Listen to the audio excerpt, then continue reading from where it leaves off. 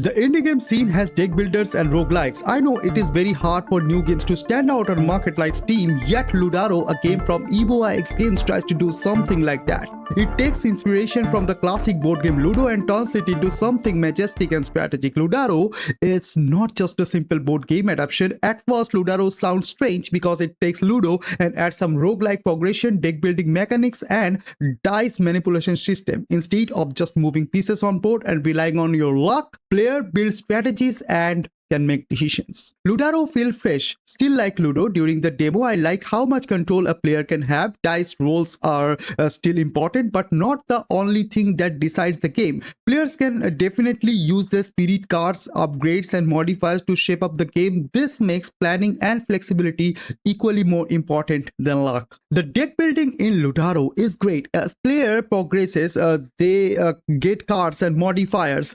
They can combine them in ways to create strategies. The demo has a variety of things to try. I wanted to play, to see how different upgrades would work in different kind of situation. Replayability is kind of strong in Ludaro. Randomized elements, unlockable contents, and evolving strategies make each playthrough different altogether. In the demo itself, I felt like I could play again and again.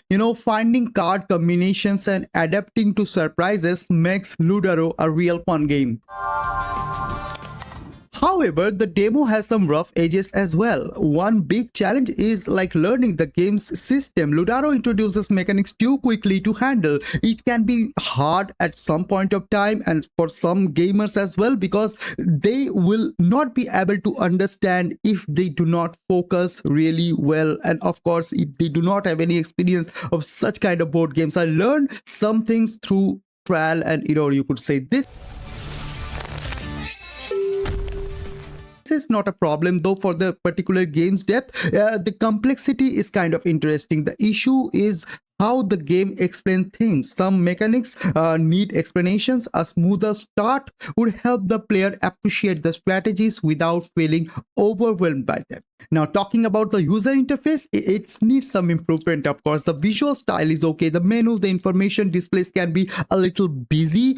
Important details can be very hard to see. Making the interface cleaner, easier would probably help the developer a lot in the long run. Despite of issues, Ludaro is willing to try things, and that's a good sign. Many strategy games are similar nowadays. Ludaro takes a risk by mixing board game movement, deck building, and roguelike progression.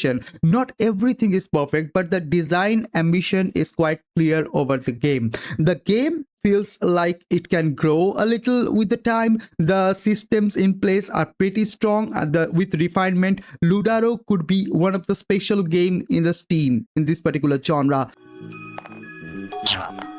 Adding cards, progression option, and balancing could make things further better. By the way, there was a multiplayer mode present. However, we did not get a chance to try the multiplayer, as during the time of the review we were able to queue for a match, but then we would stuck on opponent found preparing match screen, and then we would be stuck on the screen. This was a major issue we came across, and this should be addressed. The final version of Ludaro is coming, and hopefully soon. There are areas that needs work, of course. However, the demo shows the game's strength, strategic decision making, build experimentations, and creative premises all together. If you haven't checked Ludaro, it's on Steam. Just go ahead and check that.